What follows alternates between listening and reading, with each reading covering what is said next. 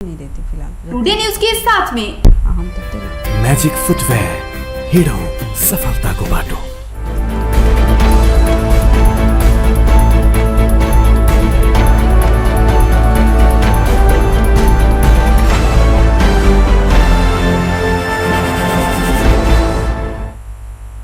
प्रणाम। टुडे समाचार में अपने के स्वागत है। हम ज्योति शुरू करी ओई किसान सबके सरकारी अनुदान के रकम 10वीं से पहिने भेटत संबंधी समाचार सर्लाही के ओई किसान सरकारी अनुदान के रकम 10वीं से पहिने प्राप्त करत। ओई किसान के अनुदान बापत पठाउने प्रति क्विंटल 65 रुपैया 28 पैसा रकम 10वीं से पहिने ही बैंक खाता में जमा कर देबाक सहमति भेल नेपाल उइक उत्पादक महासंघक अध्यक्ष कपिल मुनि मैनाली जानकारी देने छन्। अनुदान के रकम पहिल चरण में सर्लाही के ओई किसान के वितरण कैल जेबाक आ ओई के बाद क्रमश महोत्तरी, धनुषा, रौथाट आ बारा के किसान के वितरण करैत जेबाक सहमति भेल ओ जानकारी देलनि।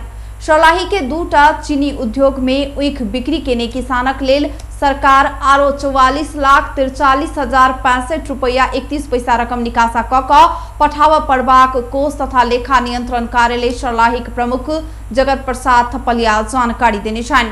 आर्थिक वर्ष 2076 आ 77 में सर्लाही के दूटा चीनी उद्योग 33,38,512 क्विंटल उइक क्रसिंग केने छल।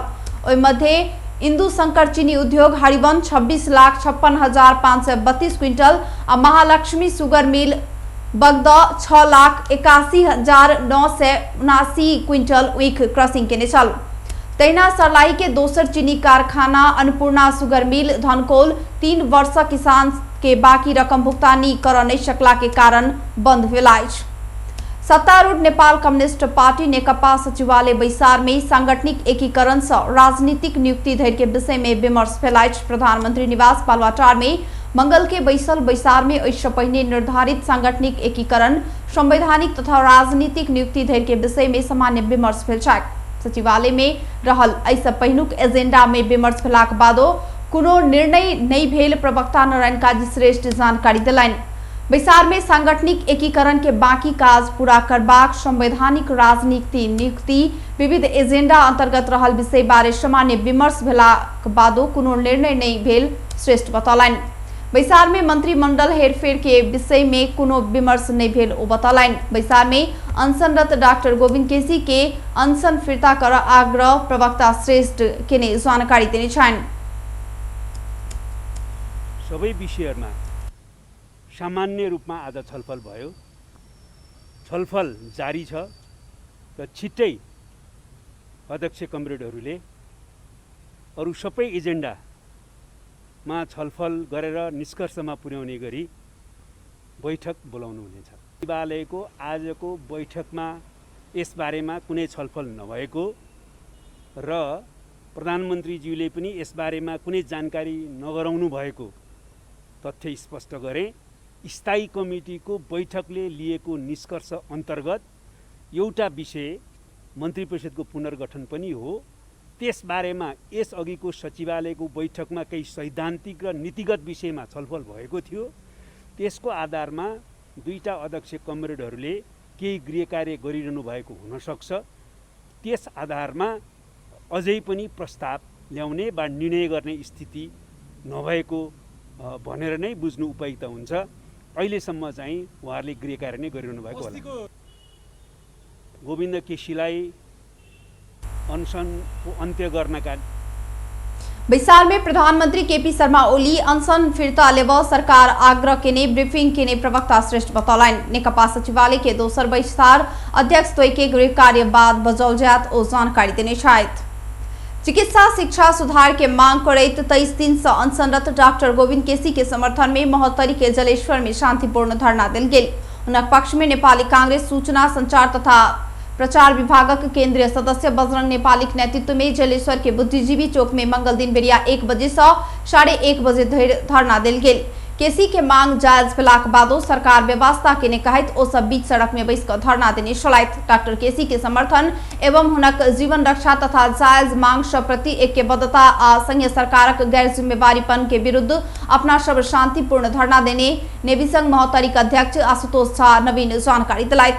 नागरिक सरोकार विरोधी सरकार मुर्दाबाद, मेडिकल माफिया के दादागिरी बंद कर, डॉक्टर गोविंद केसी के मांग पूरा कर लगायत के नारा लिखल गेल प्ले कार्ड सहित ओ सब धरना देने छलैथ। धरना में नेपाली कांग्रेस सूचना संचार तथा प्रचार विभाग केंद्रीय सदस्य बजरंग नेपाली, नेपाली कांग्रेस महोत्तरी के नगर सभापति अशोक शाह, नेता लवराजा सिंह, तरुण दलक जिला अध्यक्ष विनय यादव, क्षेत्रीय सभापति दिलीप पांडे, जलेश्वर उद्योग वाणिज्य संघक पूर्व अध्यक्ष राजू शाह, नेवी संघक जिला नेता आशुतोष शाह, सुनील सुमन, निवेश मंडल, नेवी संघक नगर सभापति बादल शाह लगायत के नेता कार्यकर्ता सबके सहभागिता रहल छलैन। टुडे समाचार में बेर भ चुकलाई छोटछिन व्यापारिक विश्राम के यसपालि आउन नमिल्ने भयो आमा। यो दसैँमा निधार खाली नै हुने भयो।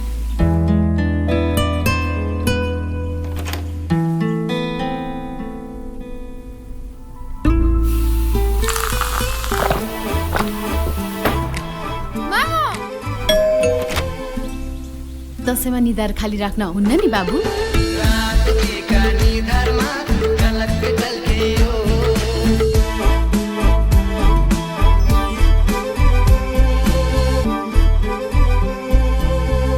हाँस्दै खेल्दै सानो सानो खुसीमा भुल्दै हुर्किँदैछ नेपाल चोको फनमा रमाउँदै, नयाँ साथी बनाउँदै विशाखोलाई मनाउँदै हुर्किँदैछ नेपाल चोको फनमा रमाउँदै। नेपालको सर्वाधिक लोकप्रिय chocolatey wafer choco fun. Choco choco choco choco choco fun. यस डायरीमा मेरा सबै मिठा यादहरू छन्। मेरो हातमा यही फेभरेट ब्याट थियो जब मैले पहिलो पटक इन्टरनेसनल सेन्चुरी बनाए। यही बलले मैले फर्स्ट टाइम 5 विकेट्स लिएको थिएँ। ओडीआई स्टेटस पाउँदाको त्यो क्षण, अनि मेरो पहिलो man of the match award पनि। मैले हासिल गरेको अचिभमेन्ट्समा मेरो मेहनत, संघर्ष अनि मलाई साथ दिने मेरा फेभरेट चीजहरू छन्। सफलताको बाटो हिँड्ने ती सबैलाई म्याजिकको सल्युट। म्याजिक फुटवेयर, हिँडौँ सफलताको बाटो। त्यो रातो वाला हैन, हरियो वाला, हरियो वाला। सानो वाला हैन के, ठुलो वाला गाडीमा ठुलो वाला। नमस्कार साउजी। नमस्कार। बसौँ न बसौँ। अनि उहाँ चाहिँ मास्टर वाला कि इन्जिनियर वाला? यो कान्छो इन्जिनियर। ए कान्छो इन्जिनियर वाला। अनि किन आउनु भयो होला? सिमेन्ट चाहियो, त्यही भएर आइयो। ए ए ए कुन सिमेन्ट? राष्ट्रिय वाला कि अन्तर्राष्ट्रिय वाला? अखण्ड वाला कि मेरुदण्ड वाला? शक्ति वाला कि भक्ति वाला? जुनी वाला कि मनी वाला? ए साउजी, नेपाल गुणस्तर प्रथम अवार्डबाट पुरस्कृत असली ओपीसी सिमेन्ट। ए नो कम्प्रोमाइज वाला शिवम सिमेन्ट। ठीक रोज्नु भयो। नेपाल गुणस्तर प्रथम अवार्डबाट पुरस्कृत असली ओपीसी सिमेन्ट शिवम सिमेन्ट। क्वालिटीको मामलामा नो कम्प्रोमाइज। के पिउँ कि कुन चाहिँ वाला? जीवनको हरेक मोडमा छ सीरियस स्ट्राइकरले दिन्छ सुपर कम्फर्टको आवाज। सुपर भन्दा एक्स्ट्रा सुपर। टिभीएस स्ट्राइकरले दिन्छ 65 किलोमिटर भन्दा बढी सुपर माइलेज। हरेक दिन यात्रा गर्छु म भरोसा लिएर। टिभीएस स्ट्राइकरको सुपर स्टाइलले सारा संसारको आँखा हुन्छ म माथि नै। टिभीएस स्ट्राइकर 125cc सुपर भन्दा एक्स्ट्रा सुपर। नाममै यसको शक्ति छ, नाममै संगीत छ, नाममै पहिचान छ, नाममै यसको जीत। Tansen OPC cement. विश्रामक बाद पुनः स्वागत है। अब बाकी के प्रसंग। सप्तरी के राजगढ़ गाउँपालिका का अध्यक्ष कृषि शाखा के संयोजक कोरोना संक्रमित भेला के बाद गाउँपालिका के कामकाज बंद किया गेल। राजविराज स्थित गजेंद्र नारायण सिंह अस्पताल के प्रयोगशाला में किया गेल परीक्षण में दुनू गोटे में कोरोना संक्रमण पुष्टि भेला के बाद गाउँपालिका के कामकाज बंद किया गेल अछि। गाउँपालिका के अध्यक्ष 60 वर्षक पुरुष आ कृषि शाखा संयोजक 57 वर्षक पुरुष में रवि दिन कोरोना संक्रमण पुष्टि भेल छल। गाउँपालिका के अध्यक्ष अध्यक्ष परमानंद यादव दोसर सूचना जारी नहीं होबा धरि के लेल आकस्मिक बाहेक के सब सेवा बंद कयल गेल बतौलथि। स्वास्थ्य कार्यालय सप्तरी गाउँपालिका अध्यक्ष सहित 39 वर्षक पुत्र, 15 आ 8 वर्षक नतनी, 40 वर्षक चालक तथा कृषि शाखा संयोजक रवि दिन कोरोना संक्रमित भेल जानकारी दिलाइथ। अब एकटा खेलकूद समाचार।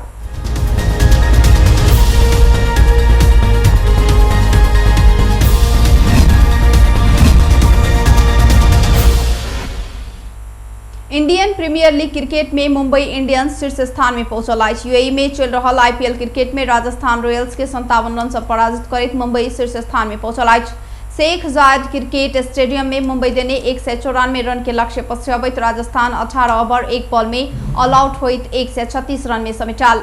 टॉस जीतकर पहल बैटिंग के मुंबई 20 ओवर में 4 विकेट गुमाकर 193 रन बनौला बाद राजस्थान 194 रन के लक्ष्य पाउने छल। जीत के लिए मुंबई के सूर्य कुमार यादव अभिजीत रहित 79 रन के अर्धशतकीय इनिंग्स खेल कप्तान रोहित शर्मा 35 तथा क्विंटन डी कॉक 23 रन जोड़लन। हार्दिक पांडे अभिजीत 30 रन जोड़ला कुरनाल पांडे 12 रन बनौलथ। जीत संगे मुंबई 5 खेल में 8 अंक जोड़ने आज मुंबई के 4 इंक जीता। राजस्थान 5 खेल में 4 अंक जोड़ने आज। बेस टुडे समाचार अखन के लिए हम ज्योति के दिए जेबा काग्या देखते रही टीवी टुडे। नमस्कार।